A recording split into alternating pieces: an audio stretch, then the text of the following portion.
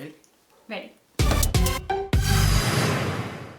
Welcome back to Definitely Not Definitive. I'm Ken. And I'm Bethany. And we're just a deadly duo in love that loves reacting to some Dead by Daylight. Ooh, it's Dead by Daylight. Yes, it is. It's Triple Trailer Tuesday too, people. Woo-hoo. We got 3 spotlight trailers we're going to react to today. We're going to do Chains of Hate, Demise of the Faithful, and Curtain Call. So Plague and the Clown and Gunslinger or whatever, Deathslinger. Dead by Daylight, since we like reacting to it so much, it got a signature drink. And so it's got the killer hookup. This is our homemade sangria and, in fun, funky glasses. So cheers. Cheers. And if you want to check out more of our Dead by Daylight reactions, down below in the description of this video, we have a playlist there for you. It's super convenient for you to binge. And yeah, I also heard that The Ring, I guess, is going to be the next killer. And so it's coming out soon. So we're getting pumped for it. Yeah.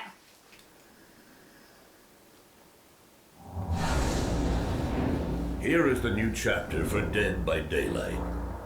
Witness the demise of the faithful. When surrounded by darkness and doubt, some look inward for a beacon of light to follow, hoping it will lead them to safety. This guy's got a good voice. When that light is distorted by pride and ambition, how long will they wander around in the darkness of their own minds? Enter the Temple of Purgation, a long-forgotten temple complex dedicated to the cleansing of the High Priestess's followers. Stolen from the priestess's memories, the temple is now planted in the middle of the Red Forest. The impressive construction, once believed to be supporting the entire weight of the heavens, is now being eroded into oblivion by the chill winds of the forest. The new killer is called the Plague. She was once a high priestess, devoted to the gods with an unwavering faith. Back in Babylon, hymns and amulets were created in her honor, praising her beauty and foresight. Sadly, she lived in a time of despair, while a dark plague was gaining ground and rapidly spreading across Babylon. Her faith proved to be inconsequential against the disease, no matter the prayers or the rituals. Oh. To this day, she keeps trying to appease the gods with more blood and more sacrifices. The plague's power is Vile Purge. With her power, she releases a stream of vomit that infects her victims. Once infected, survivors will cough and retch, and if they do not take care of it, the sickness will take over. I want to corrupt the water then? To mention that these fluids are highly contagious. You could very easily catch it too. The plague comes with 3 new perks. Dark Devotion. You become obsessed with one survivor. Using your basic attack on the obsession causes them to emit a terror radius. During that time, your own terror radius is reduced to 0. The obsession will hear the terror radius they emit. Infectious Fright. Any survivors within the killer's terror radius, while another survivor is put into the dying state with a basic attack, will yell and reveal their location to the killer. They're incense. Corrupt Intervention. The generators located furthest from you are blocked by the entity at the start of the trial for a limited duration. Survivors cannot repair these generators during that time. That's pretty cool. New survivor, Jane Romero. This influential talk show host was raised by her father, a struggling visual artist. Her genuine material and strong personality helped her gather a large, loyal audience. Her success also meant an increasingly demanding schedule and harsh critics' reviews. One evening, after a TV special on divorce, she drove to her father's house. When she closed her eyes to rest and opened them moments later, in the realm of the entity. Jane Romero comes with 3 new perks. I don't get how she's like related to the plague though. It's just... Achieving goals boosts I your think she is. I think it's confidence. just her story. Yeah. After a generator is completed, you leave no scratch marks for a short duration. Head on. Performing a rush action to exit a locker you are hiding in will stun a nearby killer for a short duration. Head on cannot be used while exhausted. Solidarity. Sharing painful experiences has the power to heal. While injured, healing a survivor also heals you. When surrounded by darkness, the faithful look inward for a beacon of light to follow. But when their light is distorted by pride and ambition, how long will they err in the dark? That was cool, that The shot. Demise Yeah. of the Grave. Faithful chapter is available now. Carnivals are places of fun and laughter, beacons of light and happiness in the dark. Make sure not to walk too far from the crowds and the music. Don't be lured by the painted panels and inviting colors of that lonely caravan. Or someone else just might find one of your fingers added to the clown's collection. Oh. The so new gross. map is called Father Campbell's Chapel. This building was once a haven from the horrors of the rest of the asylum. Patients would come here for refuge, to seek guidance and to unburden their souls. Then on that fateful night, the asylum's halls fell quiet and the father met his end in the confessional where he had helped so many. It has been joined by a strange sight, a brightly colored caravan pulled by a sickly horse. Only a fool would let the bright colors seduce them into visiting. The new killer is called the Clown. Throughout his years experimenting with anesthetics and muscle relaxants, the Clown developed several effective concoctions and formulas. He used his favorite, the Afterpeace Tonic, to great effect, intoxicating and capturing many unwilling victims. The Clown has a surprising agility for a man of his size, along with a terrifying appearance and the ability to sabotage the survivor's efforts. The Clown can hurl gas bombs which explode on impact, creating a cloud of deadly gas, which lasts for a brief amount of time. Any survivor affected by the deadly gas suffers from a negative effect for the duration they spend in the cloud, and for 2 seconds after leaving it. Affected survivors make coughing sounds, suffer from the hindering status effect, and have blurred vision. The Clown has 3 perks. The first one is called Bamboozle. Your vault speed is faster. Performing a vault action calls upon the entity to block that vault location temporarily. Only one vault location may be blocked in this way at any time. The vault location is blocked only for survivors. The second perk is called Coulrophobia. Your presence alone instills great fear. All survivors healing within your terror radius have a penalty to healing speed. The final perk is called What Goes the Weasel. Oh, God. I like the names of this. Bond with the entity unlocks great strength. After hooking a survivor, the next generator you break is instantly regressed by a chunk. Normal generator regression applies after the damage is done. Pop Goes the Weasel must be used within 30 seconds after the survivor is hooked. The new survivor is called Kate Denson. One of Kate's earliest memories was standing in front of her family, singing a song that she had learned that morning at school, and watching smiles spread across their faces. Seeing how something as simple as a song could make people so happy was the moment when she knew what she wanted to do with her life. She practiced, learned the guitar as soon as she was big enough to reach over it, and was performing in front of crowds by the time she was 8 years old. With age came a newfound freedom.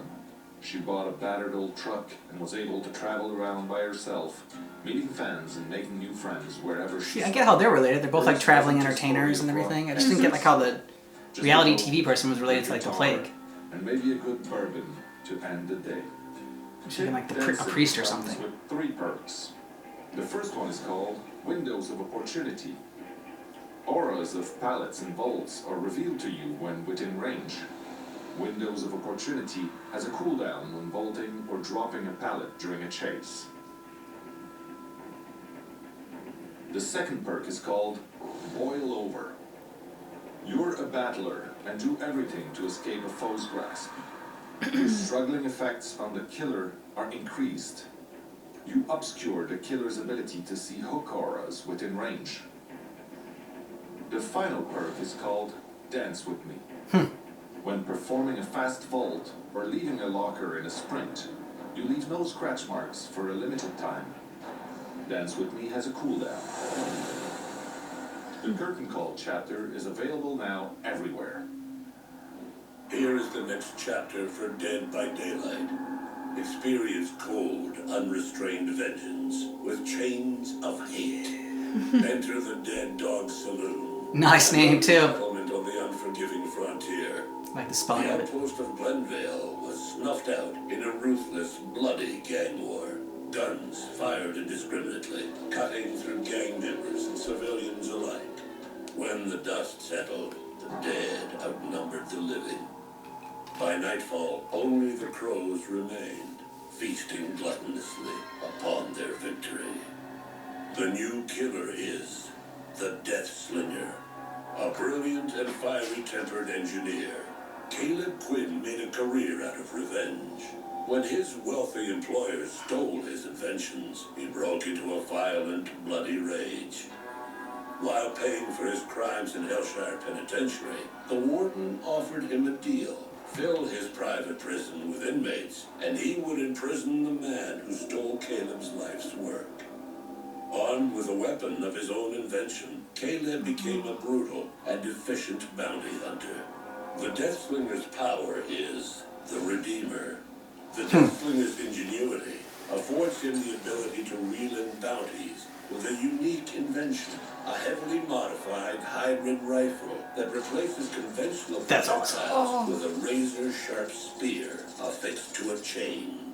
Survivors who find themselves ensnared by the Deathslinger's chain spear will have only a few moments to free themselves as they are reeled in.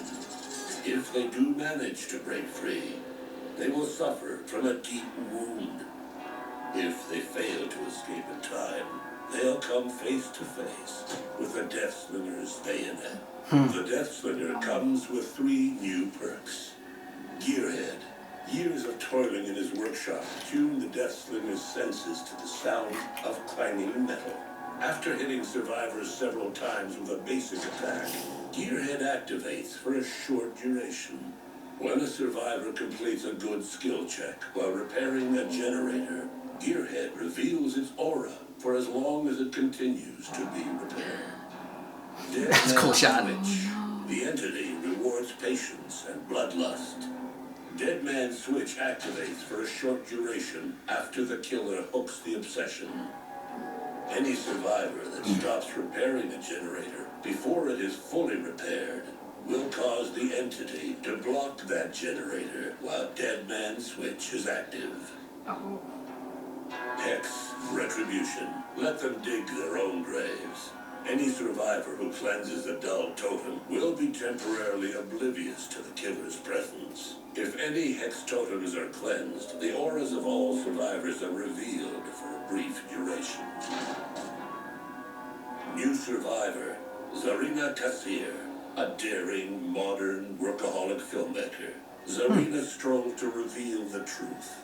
Inspired by the story of a massacre at Hellshire Penitentiary, she set off to uncover the truth about the Irish outlaw who had heartlessly slaughtered the warden and his guards. After managing to infiltrate the prison and locate the outlaw's dilapidated cell, Zarina ventured inside, but found more than she bargained for. Yes, she makes sense with him. Comes with 3 new perks. Investigate an outlaw. Stay silent, stay alive. In Once prison. you are unhooked or escaped from the hook, off the It's a record cool name too, activates. Zarina. Yeah. While off the record is active, your aura will not be shown to the killer, and grunts of pain caused by injuries are silenced. Red Herring. Send your pursuer chasing false leads. After briefly working on a generator, you will see its aura. The generator stays highlighted until it is fully repaired, unless you start working on a different generator or you enter a locker. Entering any locker will trigger a loud noise indicator for the killer at the highlighted generator's location. Triggering red herring incurs a lengthy cooldown. For the people. Sometimes helping others means sacrificing your own needs. If you're at full health, you can instantly heal a survivor from dying to injured, or from injured to healthy. In the process, you yourself become injured, receive the broken status effect, and become the obsession. Equipping this perk also reduces the odds of you becoming the obsession at the start of a trial. Hatred can be a powerful motivator. It can turn some into instruments of justice and others into weapons of vengeance. Experience unshackled retribution with a Chains of Hate chapter. Does a little more at the end. Available now. Whew. Okay, so those were interesting. Those were before we had seen the licensed killers, and this is our first time checking out the spotlight for the created killers that they have just for this game. So which one was your favorite? So the gunslinger was my favorite, but it's weird because a cowboy has never been like a thing of nightmares for me. The clown definitely is. So like on the surface, for me it's totally the clown. Like that is the one who I would be like, that's gonna be in my nightmares and whatnot. But in terms of thinking about the reality of facing any of them, the cowboy definitely for me was just the most brutal and gave those Ruthless? those chills. Yeah, ruthless for sure. I like the Deathslinger as well. I think you're right. Like, and the clown was probably like the freakiest out of all of them. Just because I just remember I'm just thinking about his more. He was like licking like the finger, like after he like cuts it off or whatever. Like, yeah, it's very gross. Plague was cool. Plague is like I like the style of it of the Plague, the way that she moves and hits people with her basic attack with a little incense. I want to know more about her story. So when we do some of the lore stuff, I think that might be one of the first ones we do because it seemed like she had a pretty cool backstory. I mean, we got a little bit more of the Deathslinger's backstory, I feel like in this one, like than we did the other two.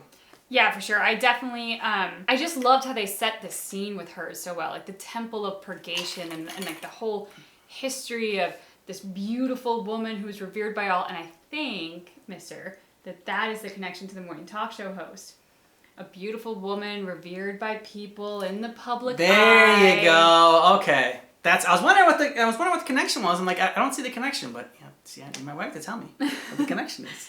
But I thought hers was, I applaud the Dead by Daylight creators because they really do spend a lot of time on their characters, the character history. I mean, they're not just flat stereotypical, like, oh, it's a killer clown. It's like, no, we went into his history and the asylum and all this other stuff to make it a fully fleshed out character. Yeah. The Plague was just one where I could see them falling flat with that one just because it's so out there as opposed to like a killer cowboy or a killer clown or Michael Myers and like all these other people. But no, they really got creative and they went into some history and they created this whole world of and I applaud that. I really like that.